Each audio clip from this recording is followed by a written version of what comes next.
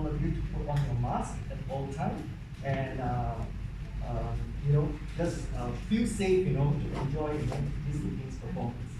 Now, just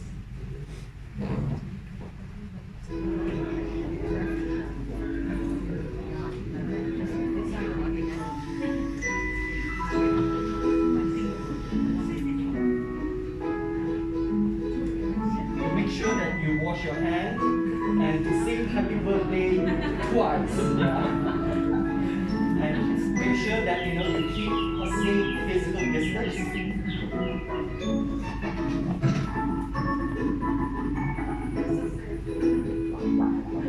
And go and see a doctor if let's say you don't feel well. Yeah.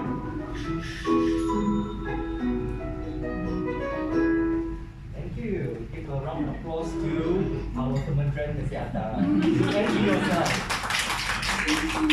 My name is Sun Yun. I'm one of the executive producer for KL City Opera, together with my partner Danny Chen here, and together with some of our members in Kuala Lumpur City Opera, and also our previous members from the It Sing and Travel People, where we first held this performance of L'Elysée d'Amore in 2014. The t-shirt that you're seeing right now, it was the t-shirt in 2014. It's that old, unfortunately.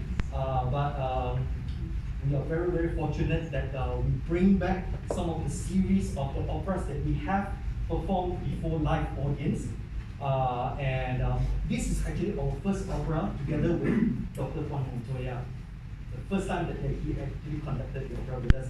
And some of the chorus members here, also sang with us, like Yeoh, Irene,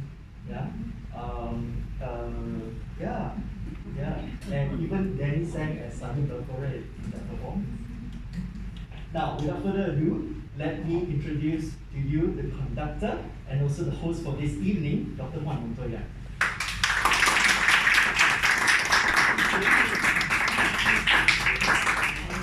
Hello everybody. Very nice to see you. It's weird to have real humans in front of you after a long time. So today we are going to talk about opera. I want to talk about this opera. I heard some of you introduce the opera a little bit, so I see some faces that were with us during that time. It was a lot of fun. We will talk about history, we will talk about the composer, and later we will go through the opera with some videos, and perhaps we will get lucky enough to have some singing too. So give me a second please, let me set up the presentation. And yes, so welcome to this opera. This opera is very special for me because this was my first opera with Kuala Lumpur City Opera. Back then, we were not called Kuala Lumpur City Opera, we were called ESC. And back then I wasn't even a doctor. I heard so you said that, oh, doctor, but back then, it was a long time ago. 8 years ago, 2014. So this was our first opera. It was quite an interesting journey. Let's talk about the opera, L'Elysée d'Amore. What does it mean? The elixir of love. So I see some of you have some wines. So that's kind of what this opera is about. Let's talk about, before we start talking about the opera, let's talk about the history of opera. We are going to have this series of soiree every 2-3 weeks, something like that. And the idea is that we bring the genre of opera to Malaysia, and that's why we do this kind of activities. So you understand what's opera, you understand what we do, you also see the talent that we have in the country. Let's talk a little bit about the history of opera. The opera started with the Camerata Fiorentina. Fiorentina, that's in Firenze, that's Florence, Italy. In 1590. Why is this very important? Because back then, this Camerata Fiorentina is simply a group of really rich guys who got together and they were like, we should do a genre that is similar to what the Greeks used to do. The philosophy was very high, like we all know, or in case you didn't know, Florence was really, really big on history, on arts. There was a lot of money in Florence, so that helped. The Camerata Fiorentina or Florentina one thing that is important is that one of the members of the Camerata for Fiorentina was Vincenzo Galilei. And who is that guy? That's the father of Galileo Galilei. So we can see like how these like really prestigious people and really academic, to say some way, you know, like Florence was really important during the Renaissance, and not only in music but in art, painting, sculpture. The first opera they commissioned was by Jacopo Peri, 1597, was called Daphne. Sadly, we don't have idea how it sounds because everything got lost. So we know it was performed, we know this happened, but yeah, the first opera sadly is lost because there is other research that said there was other operas that were performed back then, but this is the first one. It's not famous because we don't have it, but we have the structure. And one of the things they bring from the Greek drama was the monologues. Greek drama used to have a lot of monologues. We have to take into account that when we talk about Greek music, we know for a fact the Greeks used to use a lot of music. But of course we don't know how they sounded because I mean they didn't have iPhones or anything like that. So the only thing we have is drawings. And every time you see a drawing of Greek art, there is always a lyre, like a little harp, and somebody singing. So the Camerata Fiorentina guys, they guessed that okay, maybe this person is playing the harp, and the singer, one singer, is singing a monologue. That monologue became later called aria, which means air, and I'm sure if you are familiar with opera, you have heard the term aria. That means like when a singer is have like the big solo moment, everybody cries or claps at the end. Then we have Monteverdi, 1567. Why is he very important? Well, I'm telling you like the highlights, okay? I'm jumping a lot of things because we want to get into the opera. Monteverdi is very important, 1567, because he was probably the first one who created an orchestra to accompany singers who created the dramatic art. This opera was L'Orfeo, 1607. Very important opera. The arias, then he created one thing called recitativo. Today you are going to hear a recitativo. Recitativo is when two singers, or even more, they are talking to each other in singing voice. It's different than the musicals because sometimes when you go to musicals, actually people speak, then they sing. But in opera, when they speak to each other, they speak singing, and that is called recitativo. Then, again, fast forward in time, this is a very fast energy.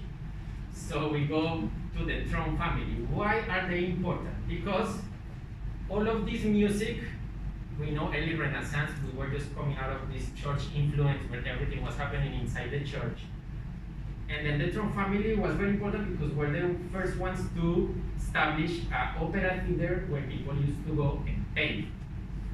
So opera, music, art was no longer for the aristocracy or for people who had, like rich people who kind of owned the musicians. But it was for everybody who had some kind of money to pay the ticket. So that's very important. This happens in Venice. Drum family, the first public theater in 1637. It was a success. And after that, we can see that in Venice, by 1650, Venice had 20 opera houses open. Why is this so big? Because if you have been in Italy or in Europe, actually these towns are not big. So I mean, imagine like Venice, very small, and 20 opera houses, which is great. I'm not complaining. I'm actually saying it's good. Sorry, I'm kind of annoying talking with the mask. I don't do that, but I'm happy saying this. So after that, let's keep traveling in time. We have Handel, 1685. He created a lot of operas. They are called oratorios because back then he wanted to keep a good relationship with the church. So oratorio is kind of an opera based on sacred topics, and he was very successful in how do you say back then, in the British Empire, to say what.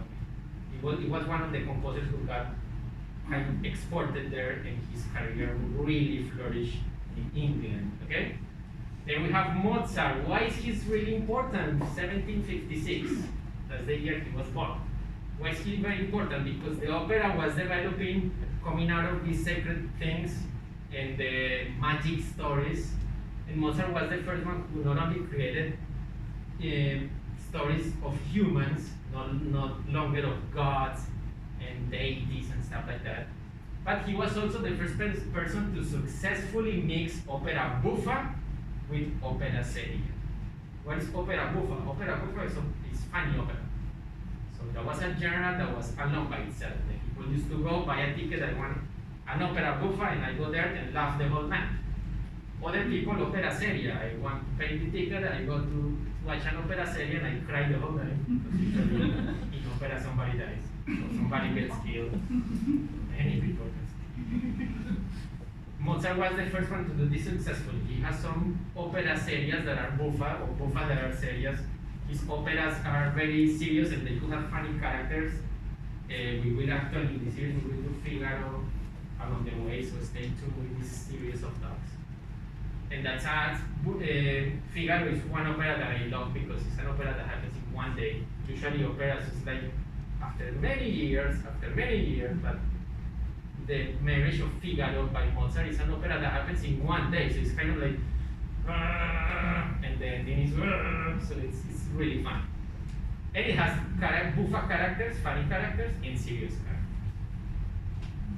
Finally, we reach bel canto, which bel canto is kind of like a movement that was happening in the opera scene.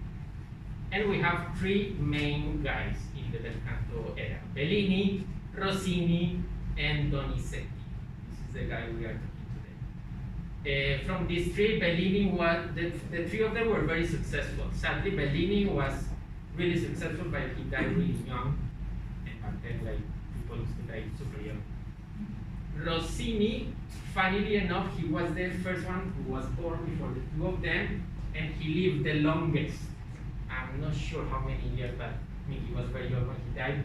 He died very rich. He was not only a very good composer, but a really businessman.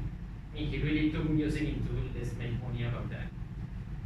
There are a lot of myths and stories about the Rossini. Just to say a funny anecdote that some people say is true, some people say it's not true.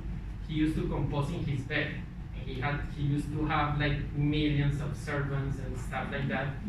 And one day he finished one tenor opera aria for an opera, and when he finished, the paper fell down, and he was so fancy that he said that he told the people, don't pick it up, I just write a new one. So that's how fancy he was. So he was a businessman. And why do I say he was a businessman? Opera has one section that is called overture. The overture is kind of like, let's bring together. It's a upbringing tune that brings people together, that put it in the mood into the opera. And Rossini used one overture for 3 different operas. So that's how like businessman was like, because he had an overture that was very successful. And he was like, you know what, I just put it in another opera. He was very prestigious, so nobody cared, and his music is really good. Let's listen a little bit of bel canto. Rossini, this is the ending of the William Tell overture, because this is the ending of the William Tell overture.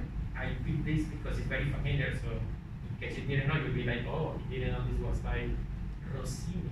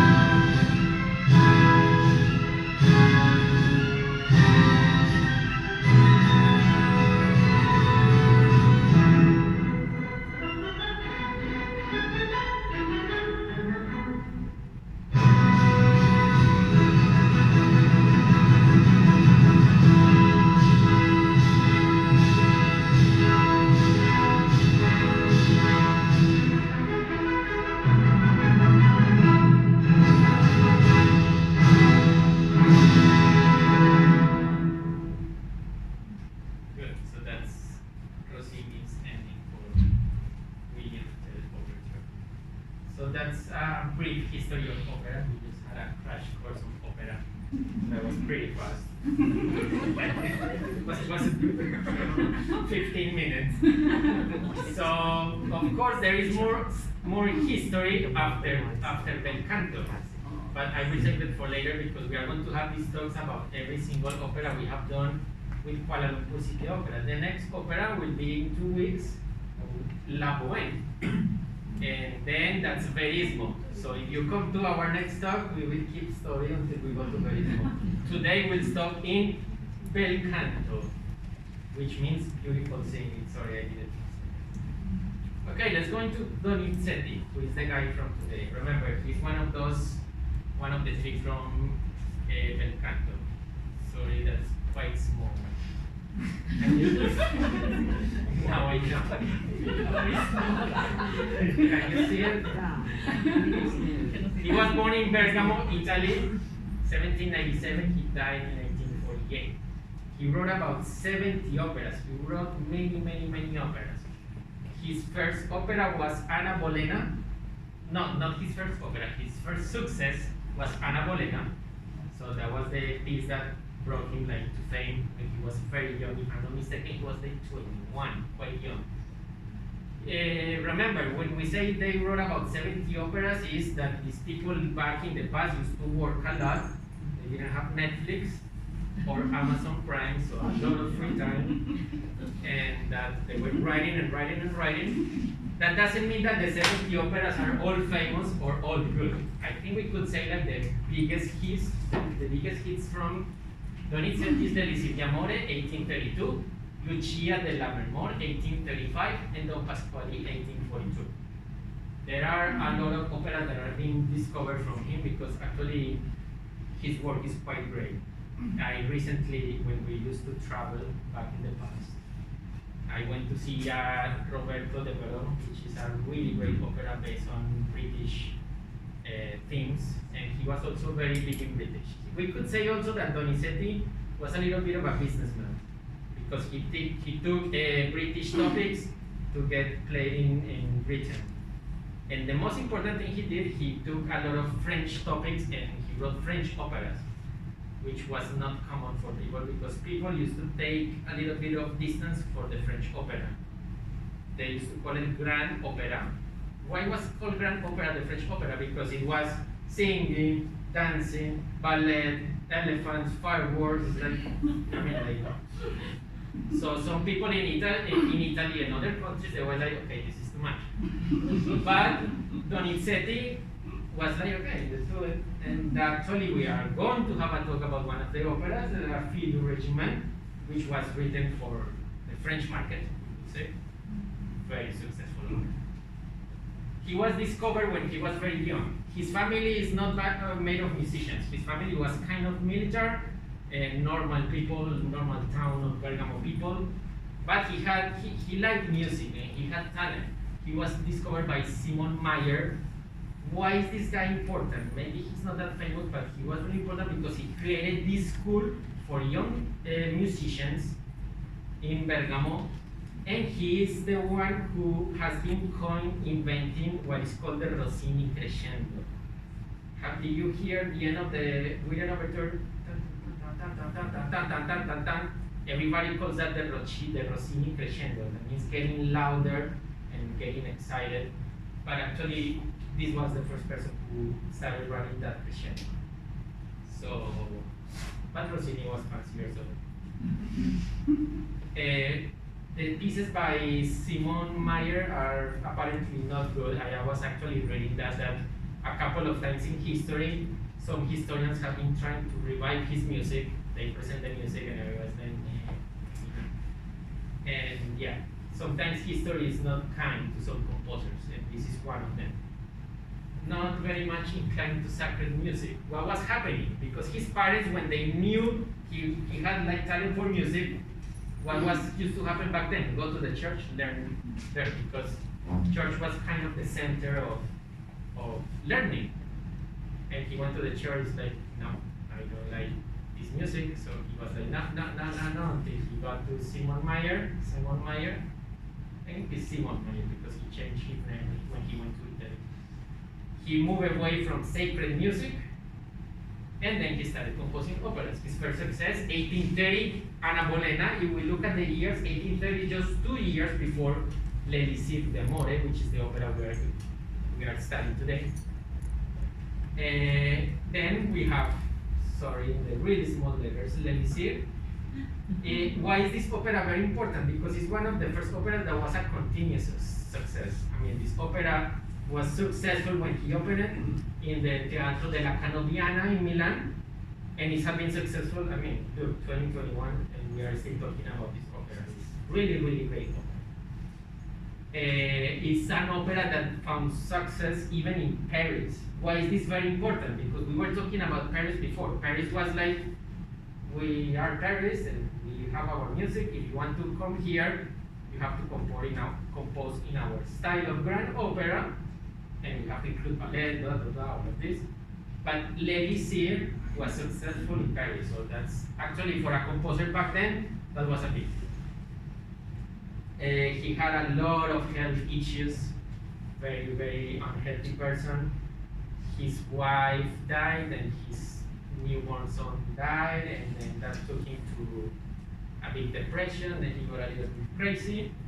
One sister took him back to Bergamo, and then he died in Bergamo in 1848. So that's a little bit sad, dramatic ending, but opera is also dramatic and like that. That was his life.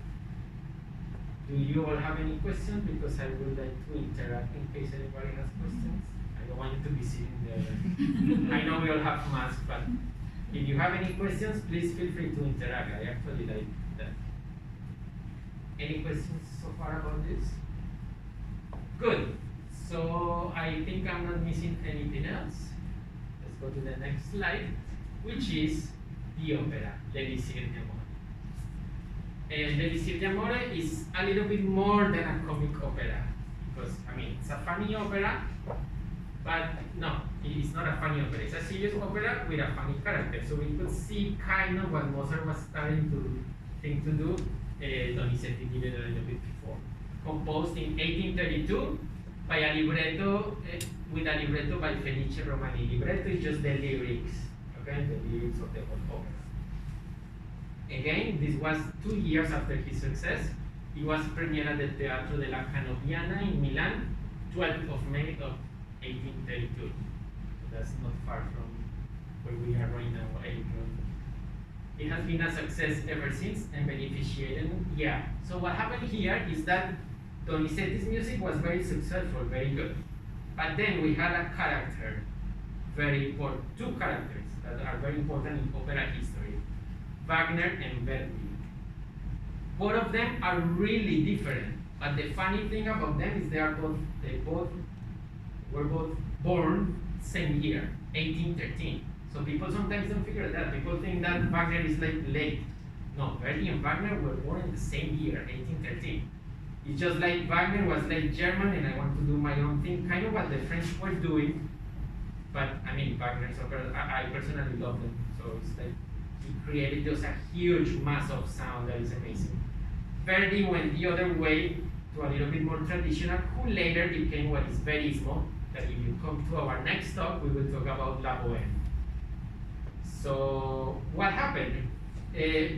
Donizetti was very famous, then these two guys came, Verdi and Wagner, and they kind of took over the whole market, because everybody wants to play Wagner or everybody wanted to play Verdi.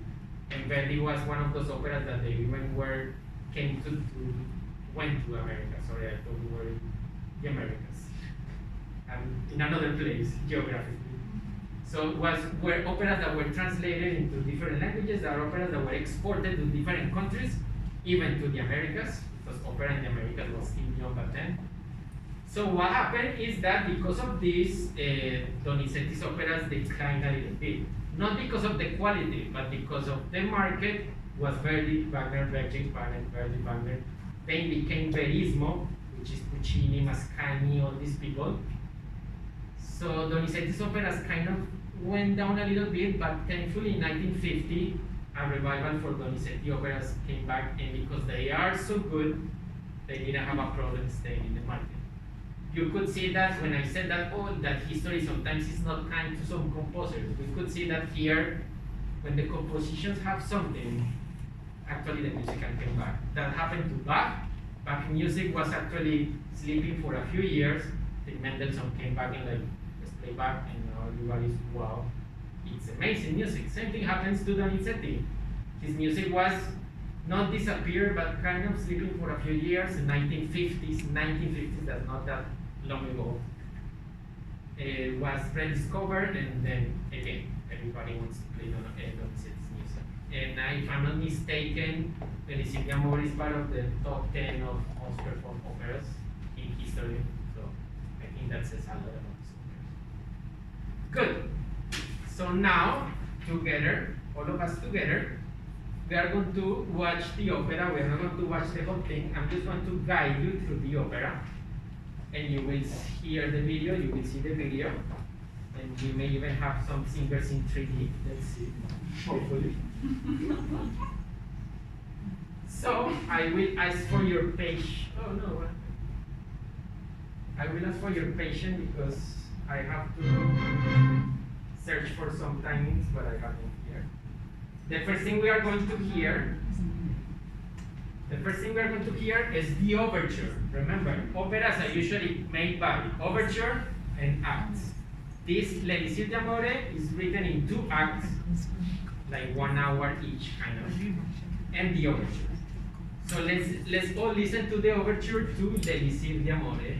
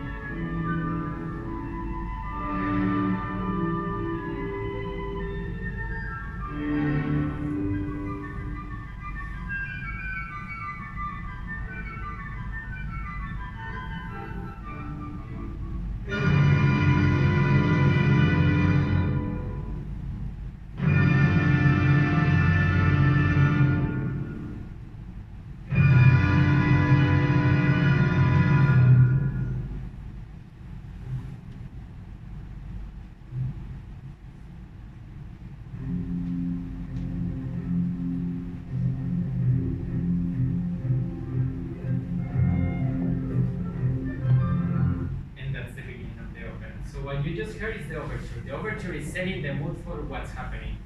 one particular thing about this overture, everybody, is that overtures sometimes they prepare motifs that the singers are going to sing. For example, they have a little bit of this, a little bit of this. This happened a lot, for example, in Hansel and Gretel opera. The whole overture of Hansel and Gretel will tell you each character, except the witch. I don't know why. We will talk about that when we have our soiree about Hansel and Gretel. So here you heard the overture, and this overture doesn't include any melody that the singers are going to perform. So that is, I think, something worth noticing, because it's not common that the overture doesn't include anything that the singers. It has a huge choir. You will hear the choir, but I'm here to tell you kind of the story. So the character you are going to hear right now on the video is called Nemorino. He is a tenor. He's probably one of the main characters of the opera. He is in love with Adina. Adina is, of course, the girl. Remember, one definition of opera is a tenor trying to get married with a soprano and a baritone messing up everything. So this is the best case of that happening. Nemorino, actually the translation of Nemo is nothing. Nemorino is kind of like little nothing. So he's a really poor guy, peasant. He kind of, I think he works for Adina, because Adina is the fancy, rich girl that, of course, Nemorino is so in love, but yeah, she's too far from him because he's like little nothing, Nemorino. So, in this part, you will hear like how in love he is, and he's kind of singing to her like, oh, love me, but she's like, no, you are too poor.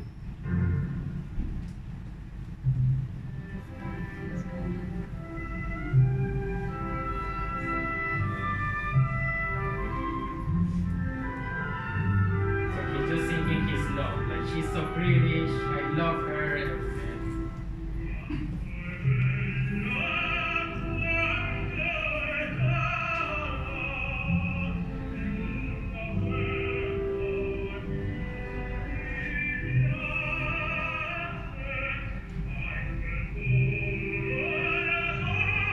That's Adina.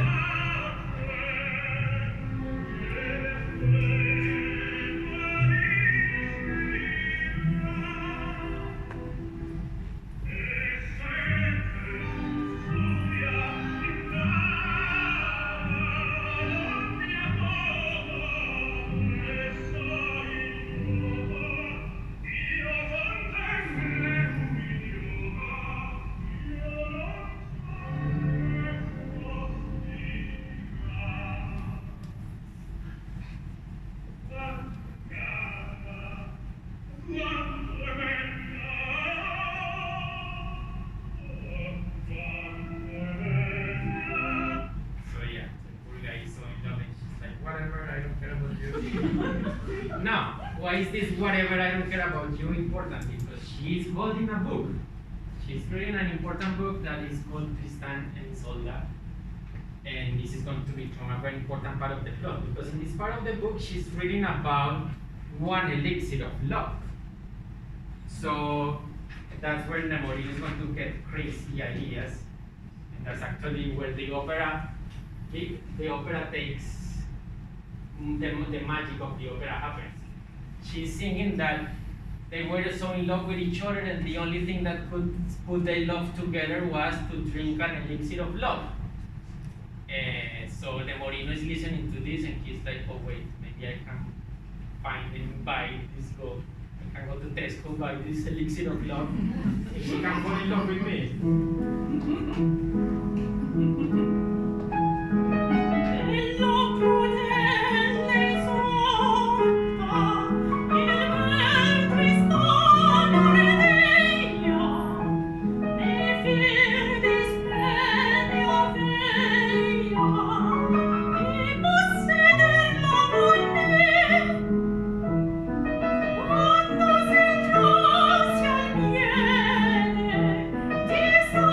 Di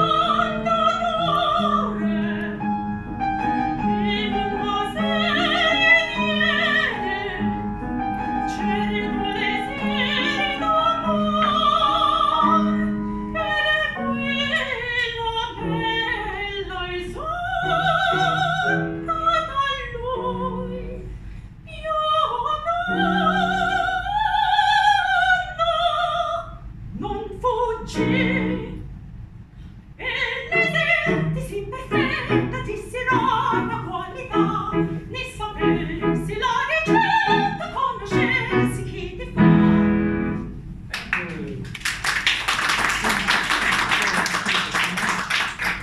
Good, so we have Adina.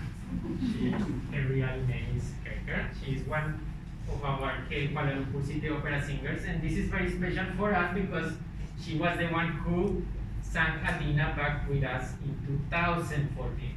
So that was quite exciting, so thank you very much.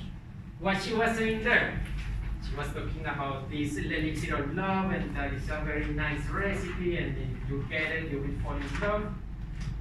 So Nemorino is listening. Nemorino is back down listening to like, okay, maybe I can buy this thing. We are going to introduce the next character. It's called Belcore. Who is Belcore?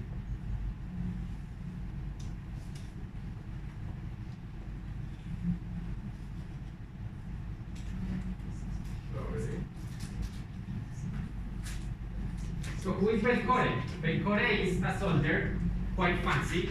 If we translate the name, Belcore means bel, good, core means heart, so good heart.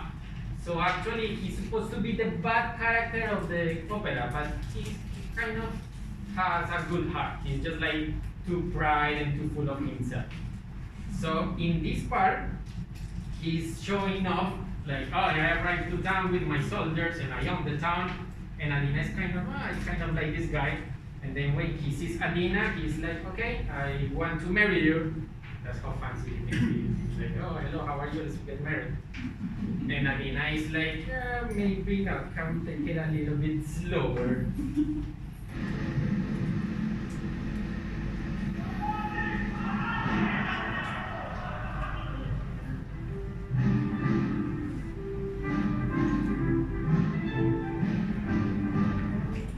That's the entrance of Belcore in the town.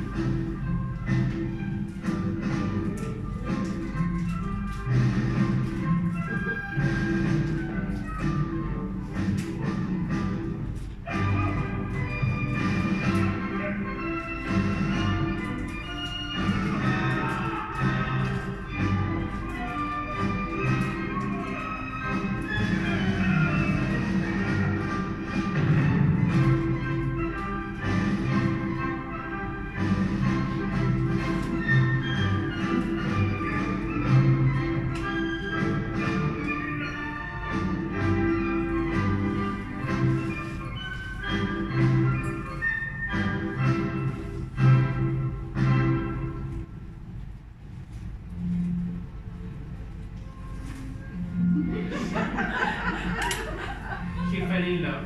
Remember, in opera, everything happens super fast.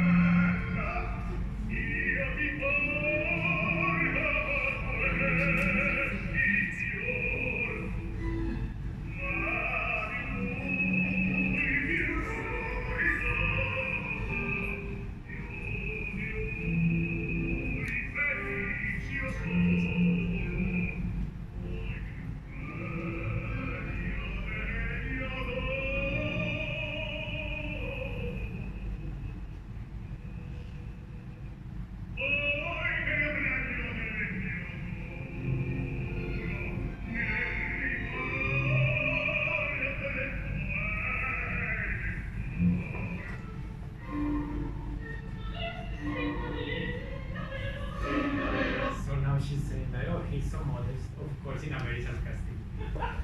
So right now we have three characters. We have Nemorino, the tenor, poor guy, Adina, the soprano, the rich girl, Belcore, who is the soldier, the baritone, who wants to mess up everything.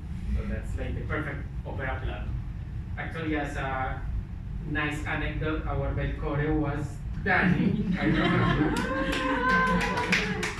He also sings very well, and back then I remember he took the risk to sing Belcore. Back then.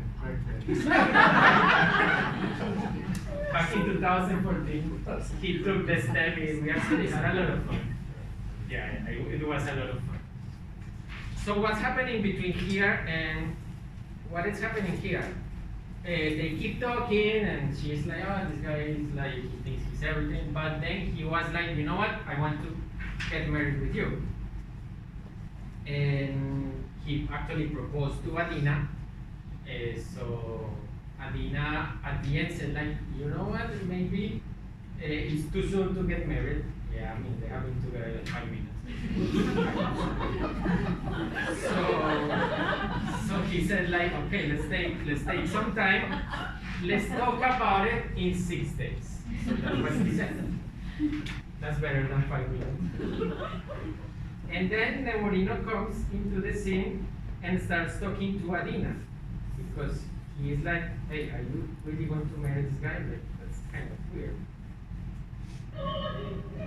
So Nemorino actually says like, una parola o Adina, like, can I have a word with you? Kind of convincing her, do not get married with this guy. I mean, just walking him down, are you crazy? And of course, his other motive is because he's really in love with Adina. He's like, I don't want to lose you. Adina tells him very important that I want you to remember for later. Adina tells him like, go back to your uncle because your uncle is dying, maybe he needs your help, and you are a good guy, just relax, leave me alone, and go take care of your uncle. So it's kind of the first rejection, and Nemorino is going to experience it.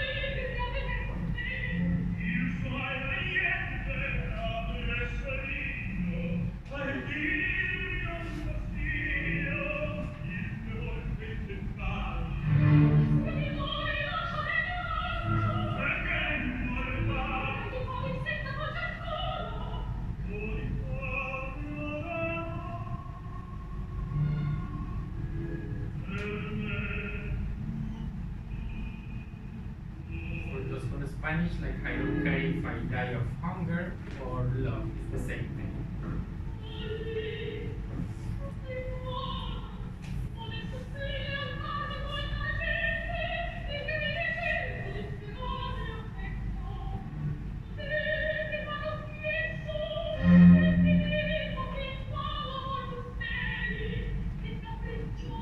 She's saying, don't wait love from me, don't expect love from me. Very capricious woman, so don't dream about it. Saying, wow.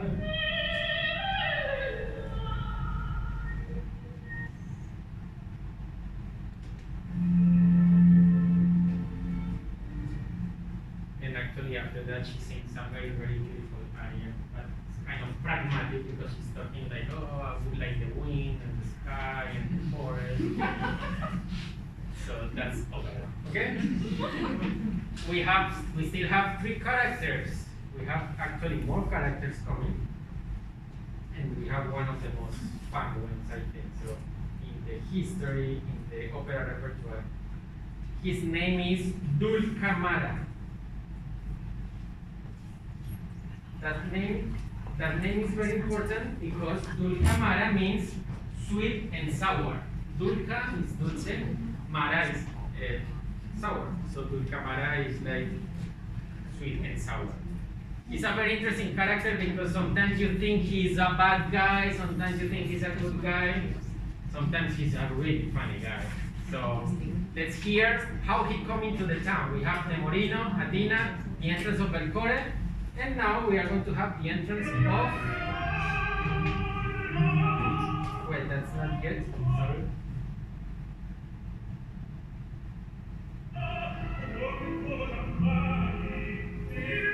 Oh, it's 31, sorry. So this is the announcement of the Camara arriving into town. He's one of those guys who comes to town to sell funny potions and to fix everybody's pains and stuff. Medicine man.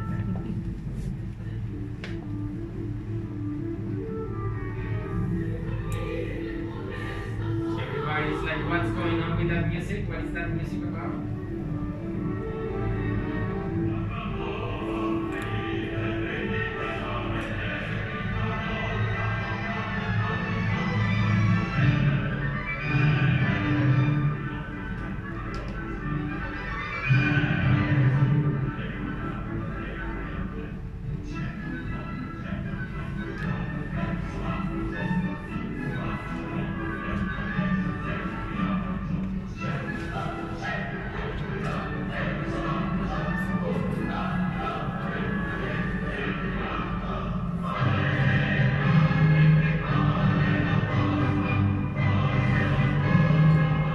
It's kind of like a gypsy character coming with all this stuff.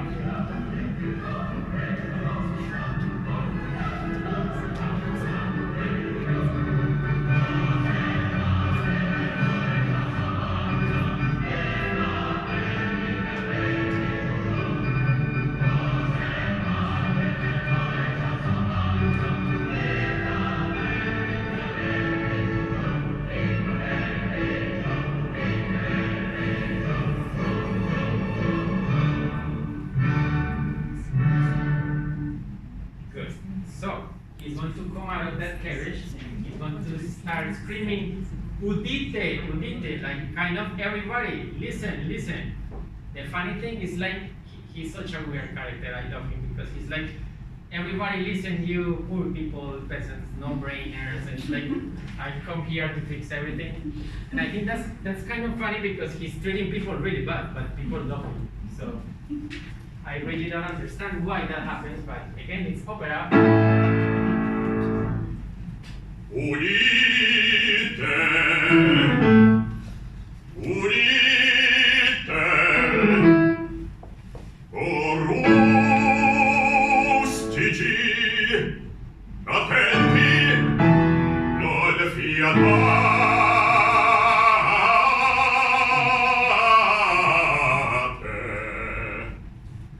Io già suppongo e immagino che al par di me sappiate ch'io sono quel gran medico, dottore enciclopedico, chiamato Dulcamara, qui tu virtù preclara, e i portenti infiniti sono all'universo e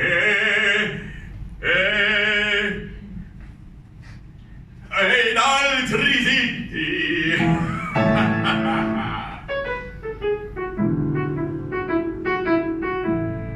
Benefattor degli uomini, riparatore dei mali, in pochi giorni sgomberò io spazzo di spedali e la salute vendere per tutto il mondo. Compratela, compratela per bocca vera, compratela, compratela, più bocca vera, compratela, compratela, più bocca vera.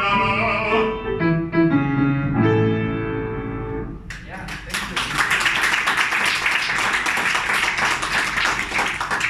So we have Dulcamara, Dr. Sweet and Sour. In this case, one of our singers is also Chivo. He had the opportunity to sing with us also in 2014. That was a lot of fun. If I'm not mistaken, you came in a motorcycle or something. In a turtle suit. You know what? In a purple suit. Oh, she remembers your city. That was a lot of fun. He came in a scooter or something like that, and we were like, what? It was a great moment. So he was saying, listen, I bring all the solutions to all your pains and everything. I am the best, and you are just poor people. And it's funny because he is so, like you saw, like we kind of acted there, that's actually part of the opera. Because in the opera, he's like, ah! And then he forgets, he goes to his other people, and so that's actually part of the opera. So it's not like he forgot. That's how it is. Good. What's happening? Nemorino, of course, is there in the town, and he hears that this guy arrived, and then he's like thinking, okay, if this guy has the solution for everything, maybe he has that potion that Adina was talking in the book, because it's a magic potion. So, yeah, poor Nemorino. So in this next part, Nemorino and Dulcamara are talking about the elixir, because Nemorino comes to Dulcamara. I want to buy the elixir. And Dulcamara is like, what are you talking about? Like the elixir of love. And Dulcamara is like, what are you talking about? And then Nemorino shows him the book. And then Dulcamara is like, oh, I have it. Of course, he doesn't have it. But he's like, yeah, I said that. And he just gives him a very cheap bottle of wine.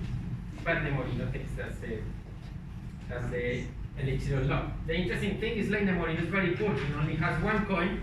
He used that coin to pay for this.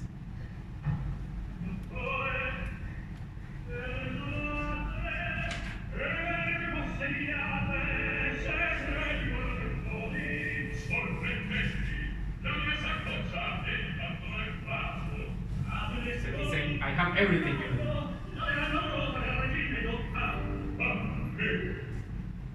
It's like, what are you talking about?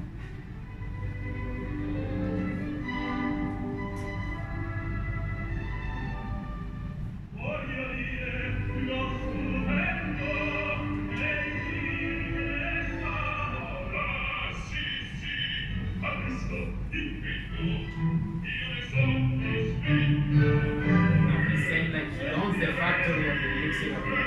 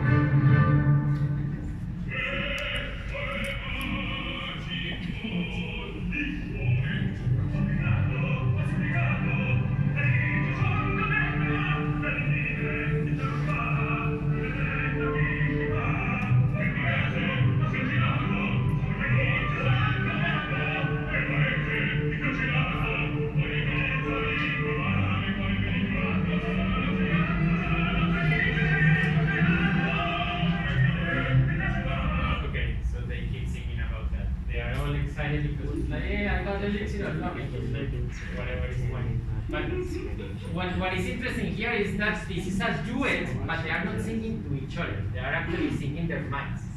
So in this side, the Morena is singing, yeah, I have the little la la la la, but that's singing his mind. In the other side, Dulcamara is like, I mean, this guy thinks that's one love or whatever. Because if you translate the words, they are talking a very different thing. So that's how also opera works, that you can hear your thoughts involved in singing. After that, what happens after that? Of course, Nemorino goes and drinks the elixir of love. He feels great, not because he's working, but because he gets drunk. And then he shows off so much confidence. Of course, we most of us have experienced how confident you get with one. Then the funny thing is, like, after that, Adina notices that, okay, this guy is different. But like, oh, he's not paying attention to me. He's so confident. And I guess that's where the things starting to get interesting. So let's find that place.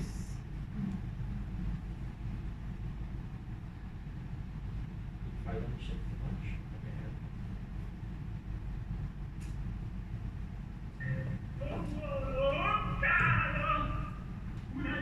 So he's so happy drinking his elixir of life.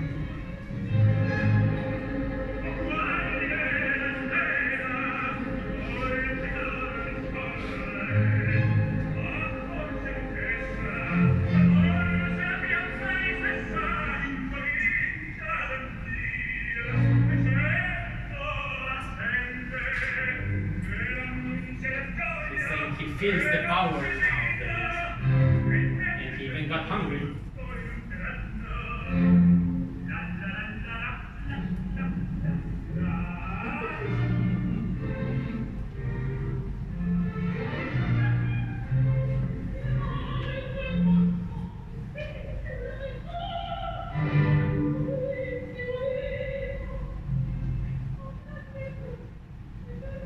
And why is he so happy?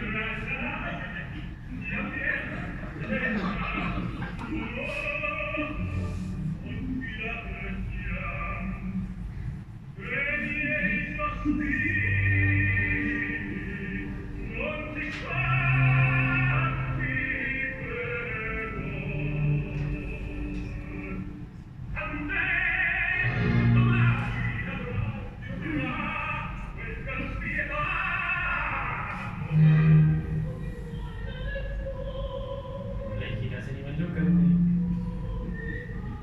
Now she's getting interested.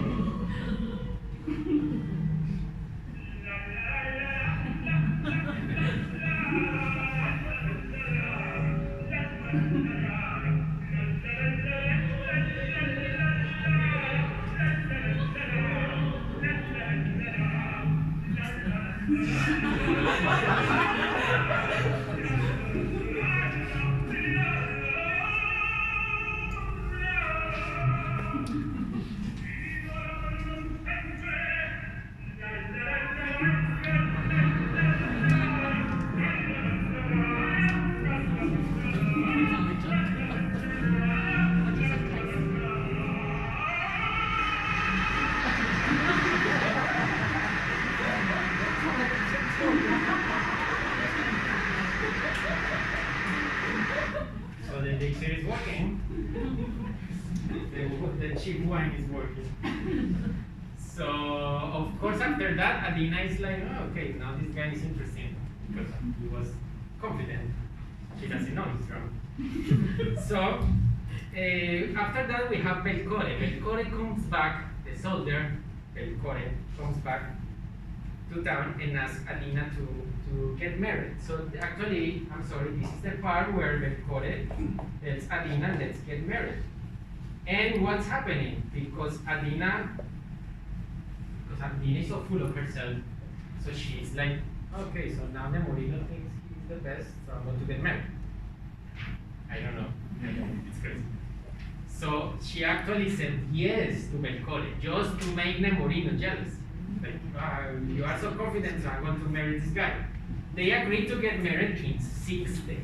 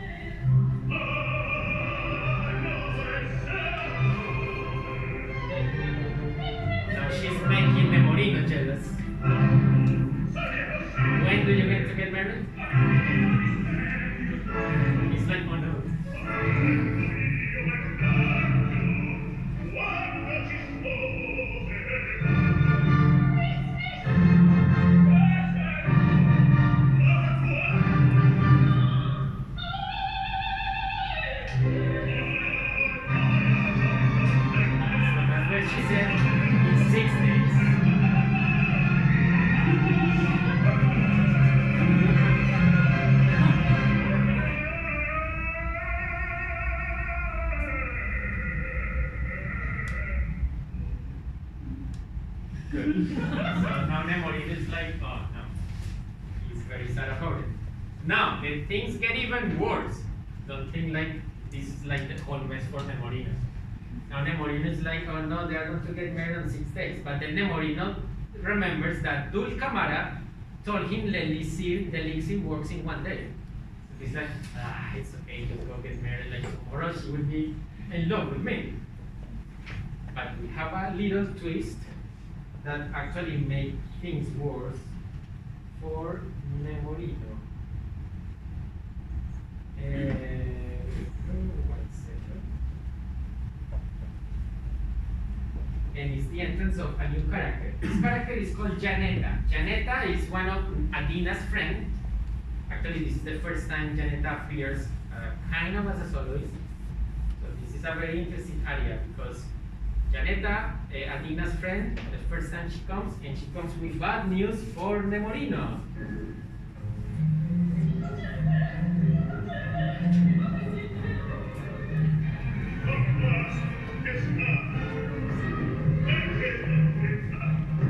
So she arrives with that thing. What is that thing? There are orders from the top people saying that he needs to be deployed soon. So that means they have to get married even sooner. So Adina and Belcore start talking and they say, okay, let's get married today. And then Nemorino is like, oh no. Because the elixir is supposed to work in 1 day, and now he's like, oh no, now I'm really in trouble.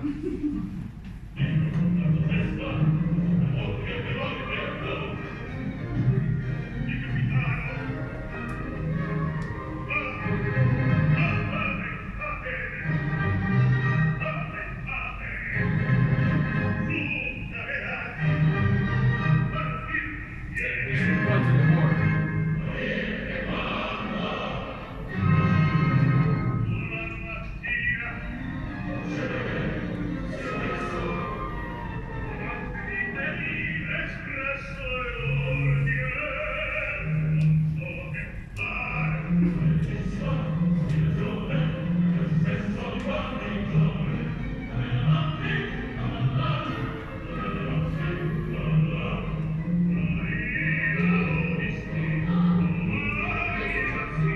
Like he has to leave tomorrow.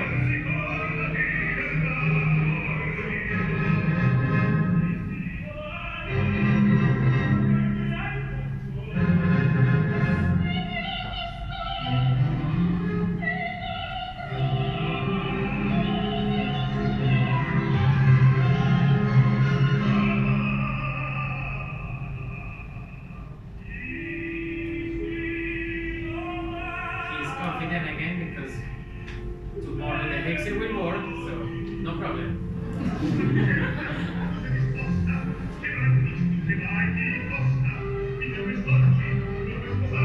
Let's get married today.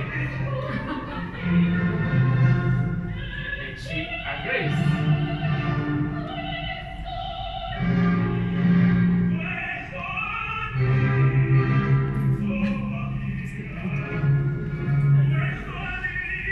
He's saying like, no, don't get married today.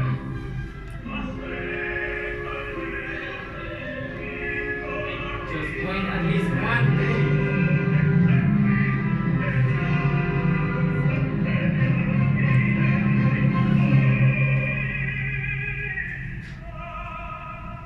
Not today.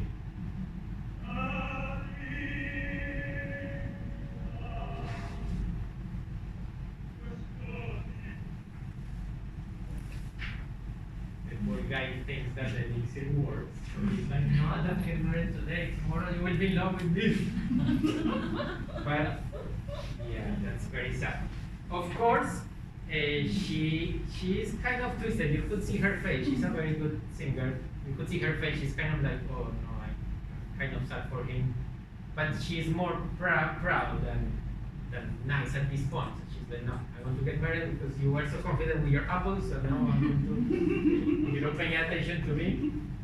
But the thing is that she doesn't know everything he has done. He technically, everybody remember, he technically spent all his money on that wine. I mean, he only had 1 coin, so he's now super broke just because he wanted to get married.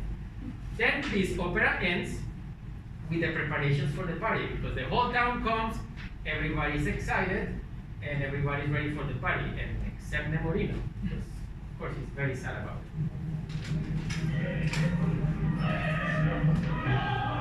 Everybody's excited about the wedding.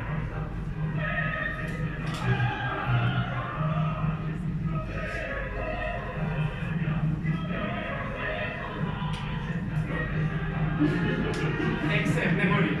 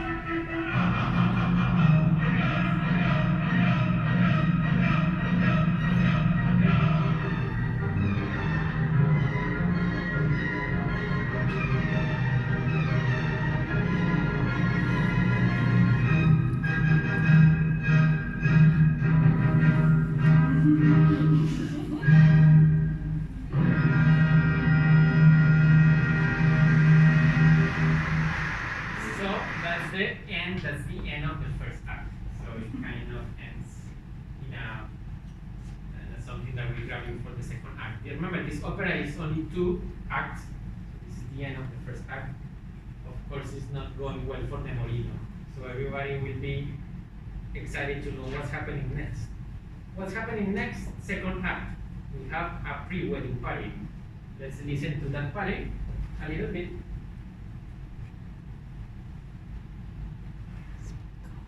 This is already everybody the second act.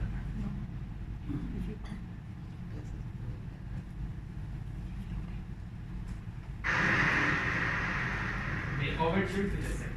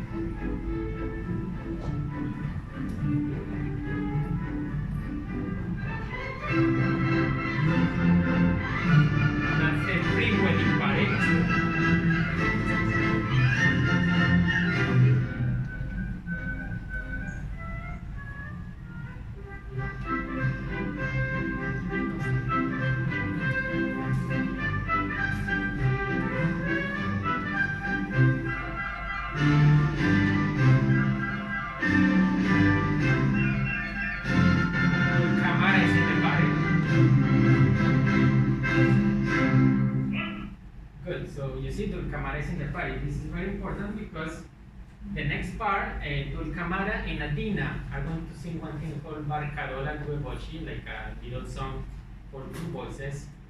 This is actually a very fun song, but it's not much related to the plot. It's more like a little party song that the 2 of them are sharing, because the lyrics they don't relate to what's happening really in this plot right now.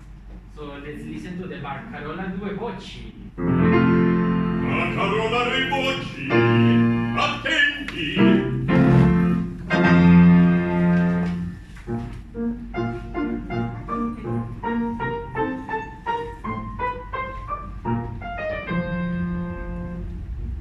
Io son ricco e tu sei bella, più tu cattivezza hai tu, perché me sarai rubella, nina mia, che vuoi di più?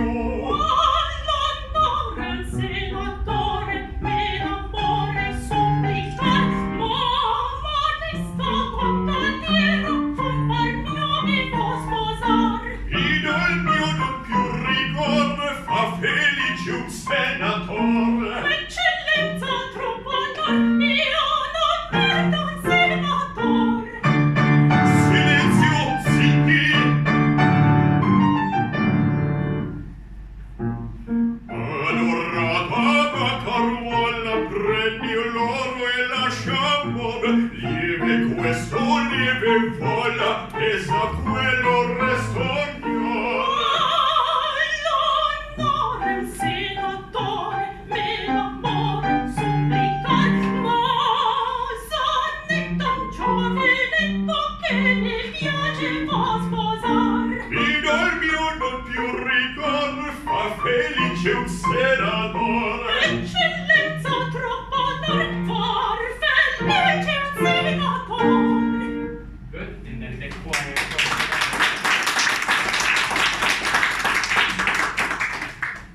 So good. They are singing that, and then we have this other section. 7:15.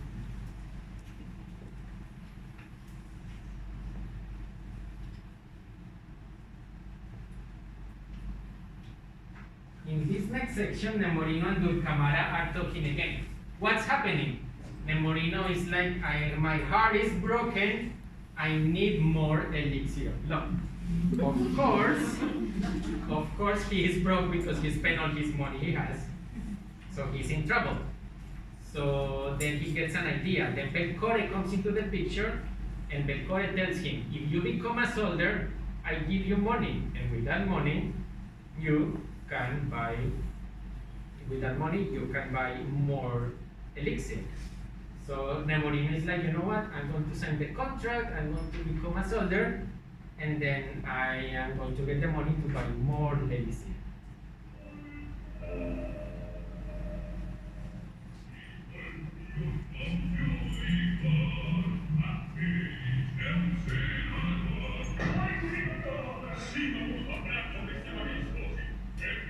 You are here, doctor.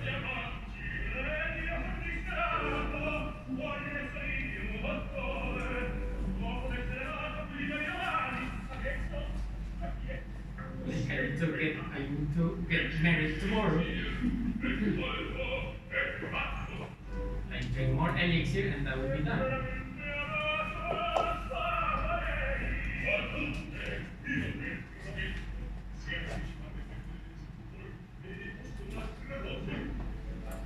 You just need another dose.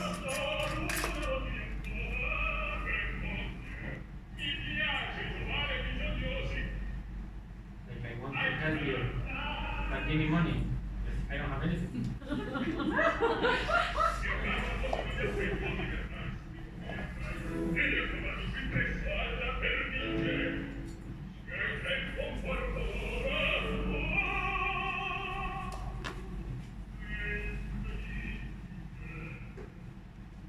So he's all sad and broken.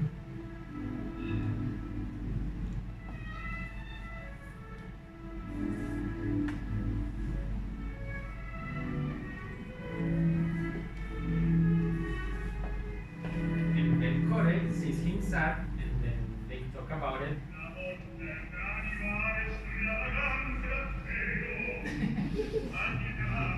Women extravagant animals. Sorry, that's another time.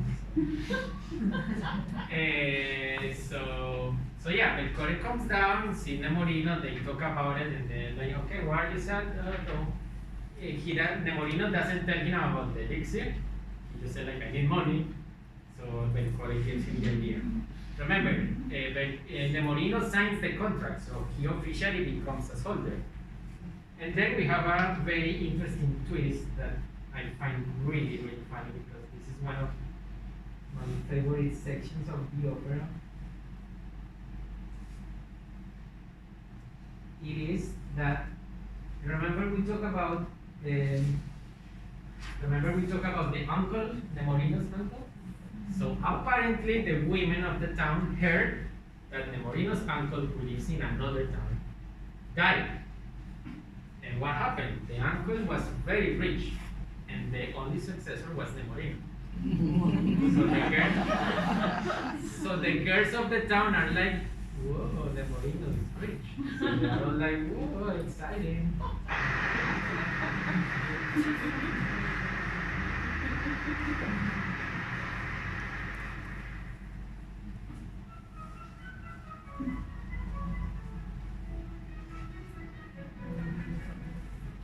That's Janetta with all the girls from the town. I'm going to start talking about the gossip.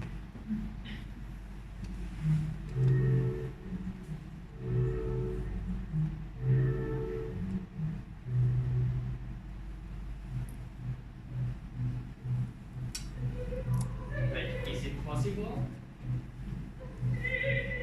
Very possible. It's not probable. It is probable.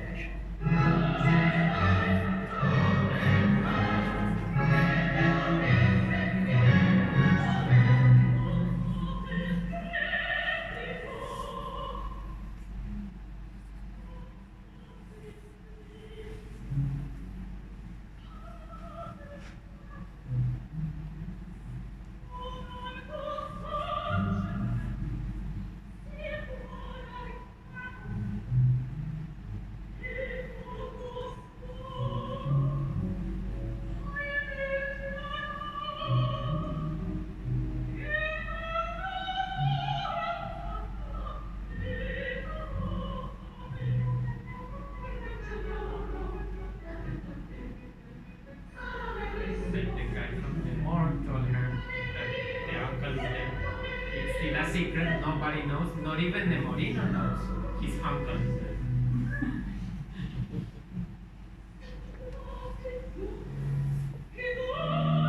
Like how Nemorino's uncle died.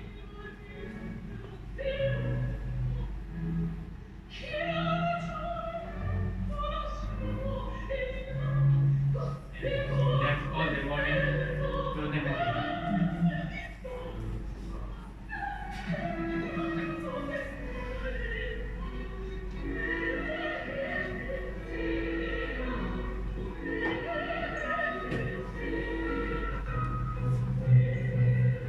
So what keeps happening, I'm going to keep talking on top of this, is that Nemorino comes, and of course all the girls are like, wow, we love you, all these girls.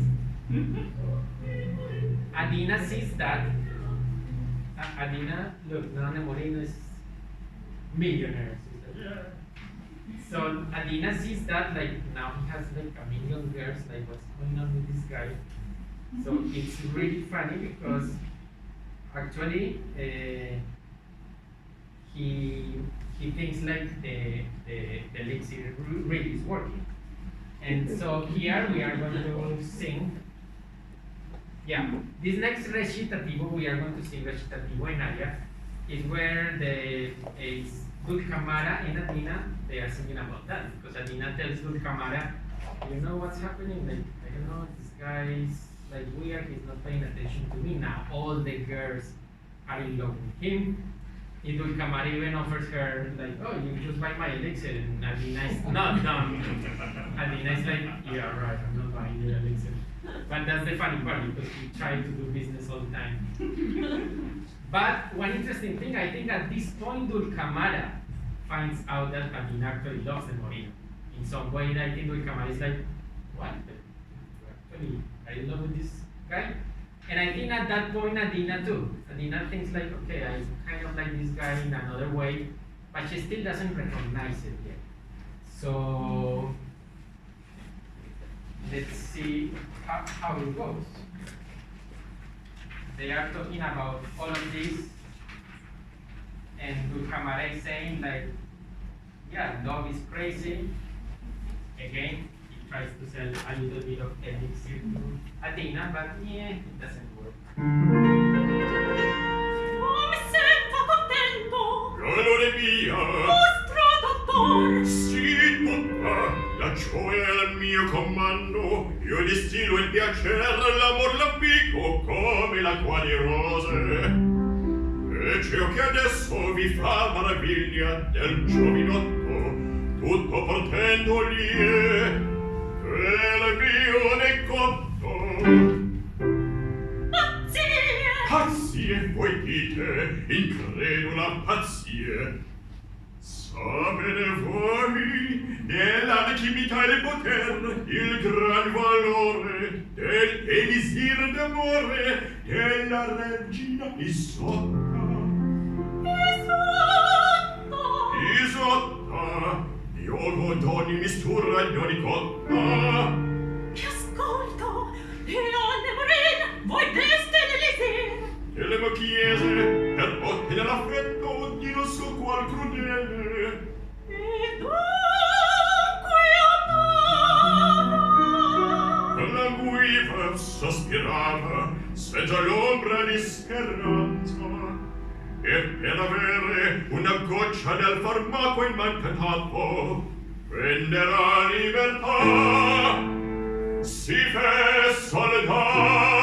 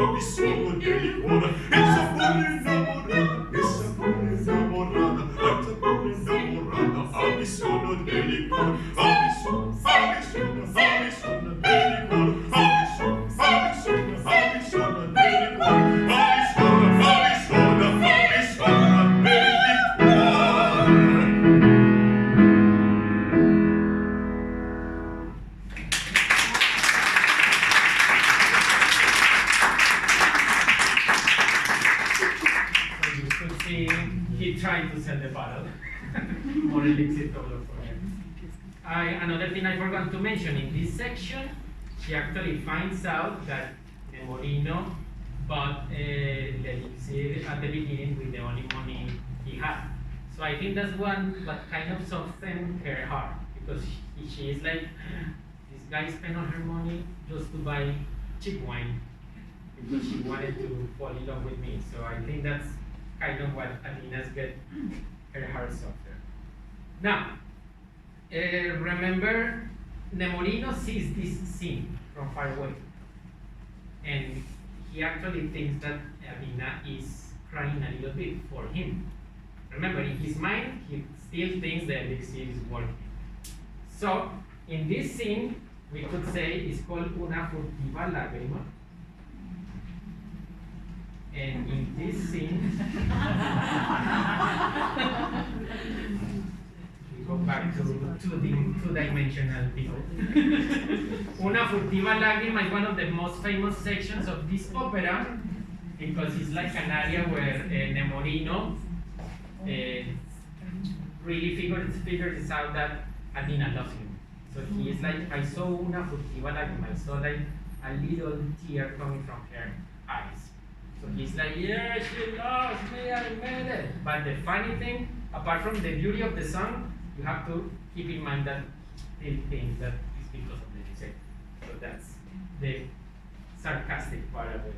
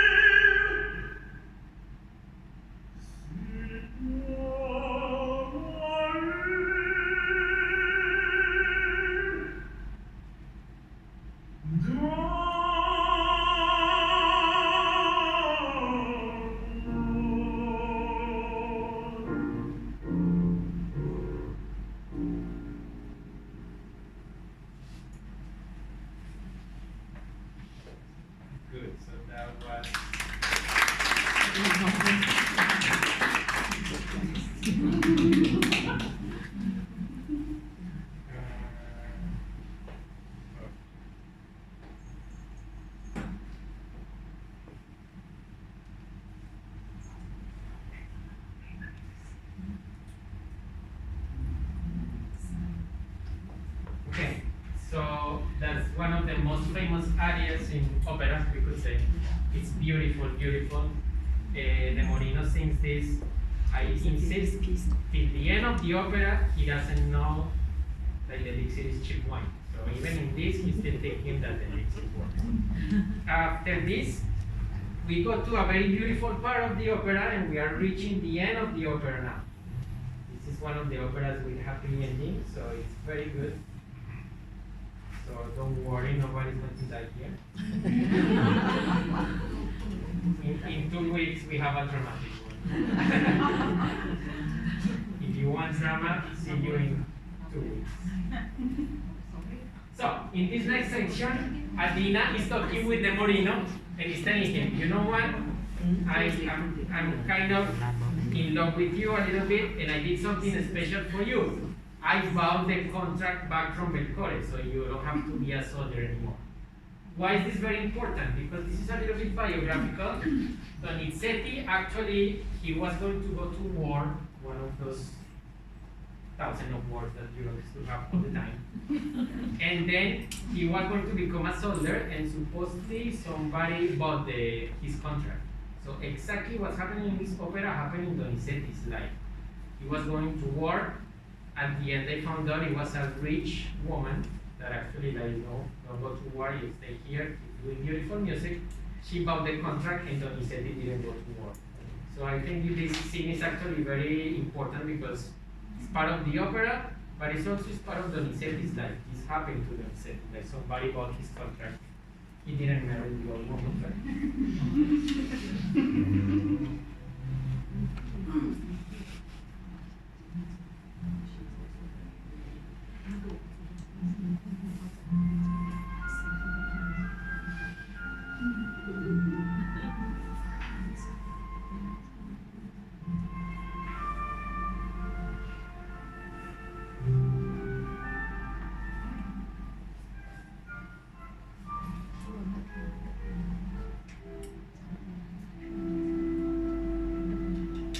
that's the contract. So she's telling him, take your contract back, you are free. I bought it for you.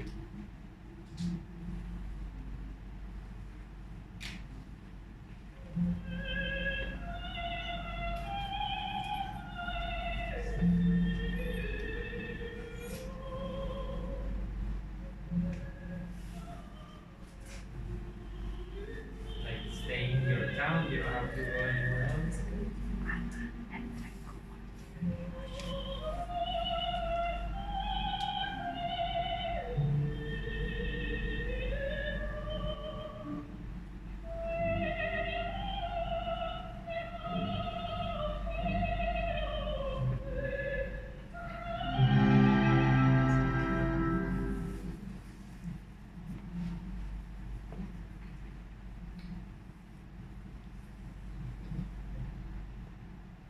At this point, they are still not, they're kind of like a little bit jealous still. But remember, it's opera, so it takes a few minutes for people.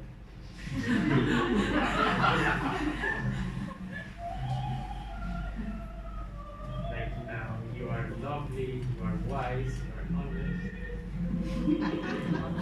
In Adina's defense, she doesn't know he's rich, so I want to defend Adina. Only the gossip girls know. Adina doesn't know he's rich. So she's actually falling in love with the poor man.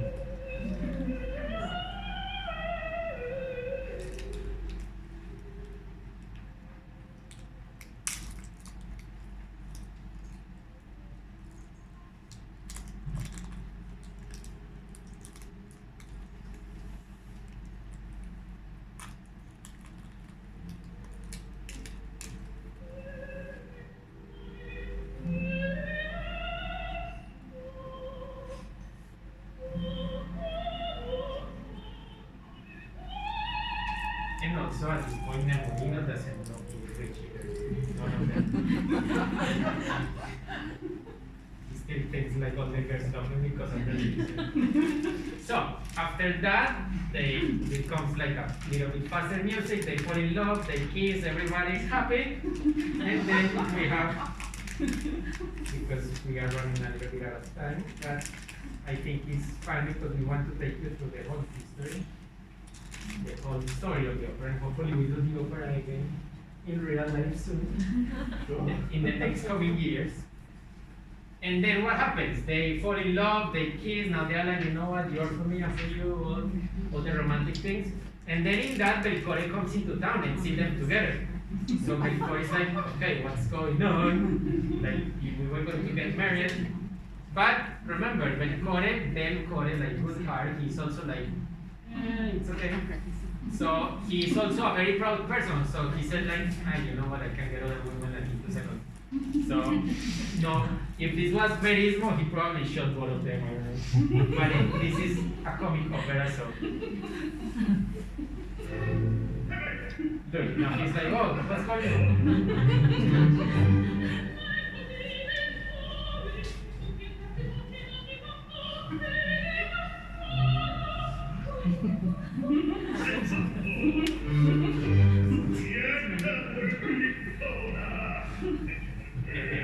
Instead of fighting, he's like, I can get more women, whatever.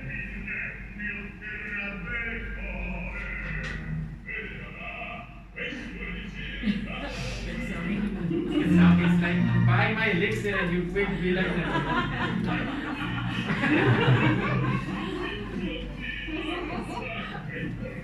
So you have to take into account that this opera ends with an unexpected hero. Actually, the hero of this opera is Dulcamara.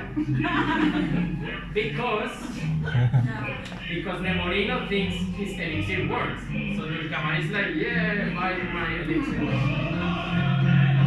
Look, it's like, I have more elixir. At the door we sell the elixir in case you're interested.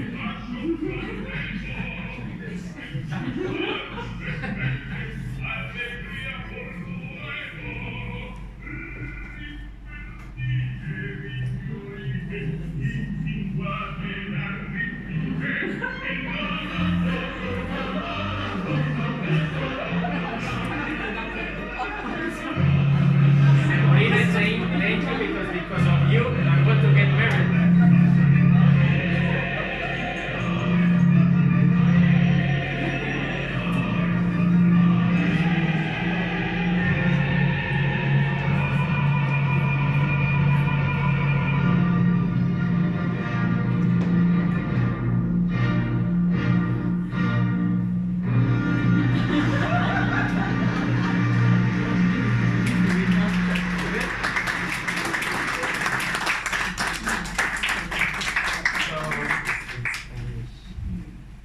Yeah, that will be the end of the opera. Everybody's happy. So I hope you like this fast journey through history of opera and l'Elisir d'Amore.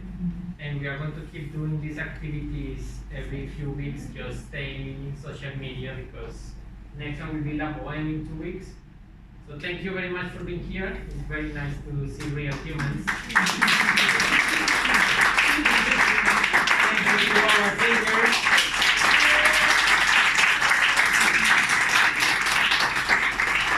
We forgot to mention that Chiro actually won a Bow Cameroonian Award for his role as Dulcamara.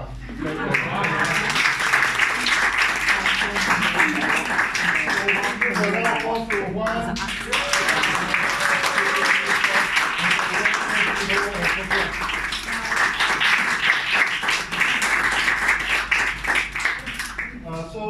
Please join us again, okay, for the next soiree, which is 28th of April, where we will feature Puccini's La Bohème. Yeah? And also, Okay, and this weekend we are going to perform some old show tunes in this studio on 17 and 18, featuring songs from Sound of Music, King and I, Carousel, and many more. Unfortunately, it's already full house, but if let's say you really want to attend the show, then we are happy to put you on waiting list. All right. Okay. Thank you very much. Logan, do we have anything? one more, sorry. Some more publicity, sorry. Yeah. We have another production coming up on May 8th and 9th at the new theatre, the Petaling Jaya Performing Arts Center. Okay, it's a new theatre, and we are performing at the Dinero black box. Okay, La Voix Fumée from Pulau. Yeah. So featuring Juan on piano and also one of our principal singer, Chai Ling. Yeah. So please come and support us. Tickets will be on sale soon. Yes. If you want to know where it's near, it's actually the new wing of One Utama. It is at the K district, the Korean district. Yeah, so it's at the second floor. Yeah, it's going to be wonderful because it's a one-woman show, 45 minutes non-stop. And I'm so thrilled. Okay, so we hope to see you. And so good night, and please drive safe as you go back to your homes.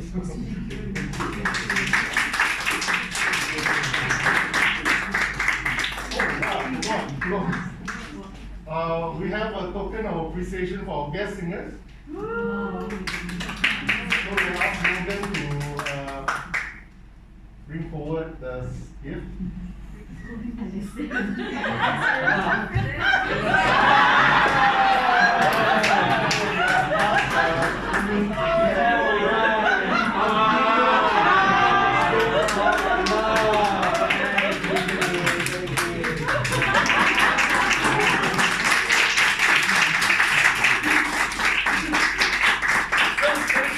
And we'll see who will sing on La Bohème on 28th of April. We won't tell you who. Thank you. Thank you. Thank